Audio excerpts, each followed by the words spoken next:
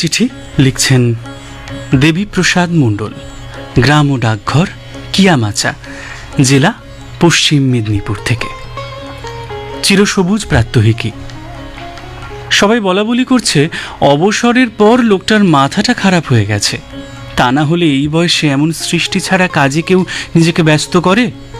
কেউ কেউ বলেন, দেখুন আবার সামনের বারে ভোটে দাঁড়াবেন নিশ্চয়ই, না হলে ঘরের খেয়ে মোষ তাড়ান। মতলব যে কি কেউ বুঝতে পারছেন না।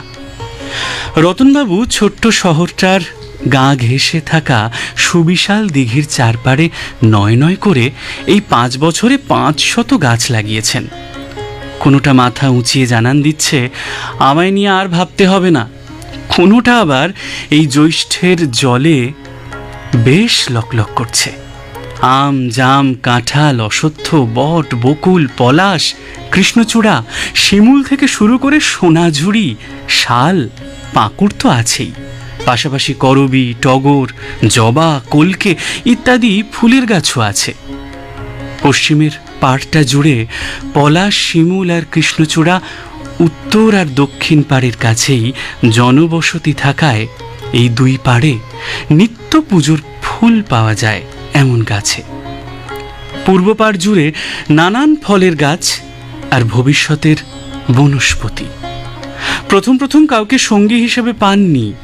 ইদানিং ভবতোষবাবু আর স্থানীয় স্কুলের কয়েকজন ছাত্র সুযোগ পেলেই রতনবাবুর সঙ্গে হাত লাগান সবুজ চর্চায়। রতনবাবু বলেন, জীবন মানে শুধু নিজে বাঁচা নয়, সবাইকে নিয়ে সুস্থভাবে বাঁচাই জীবন। নিশ্চয়ই তোমাদের চোখে পড়েছে কত রং বেরঙের পাখি এই দিঘির পাড়ে আসতে শুরু করেছে। আসলে সবুজ এমন এক টান, যদি একবার অনুভব করতে পারো দেখবে সবুজ পরিবেশ জীবনকে কত সহজ করে দেয়। ভবতোষবাবু মনে মনে বলেন, প্রথম প্রথম কি না ভেবেছি লোকটি সম্পর্কে, কিন্তু রতনবাবু যে খাঁটি রতন তা এখন সকলেই স্বীকার করেন।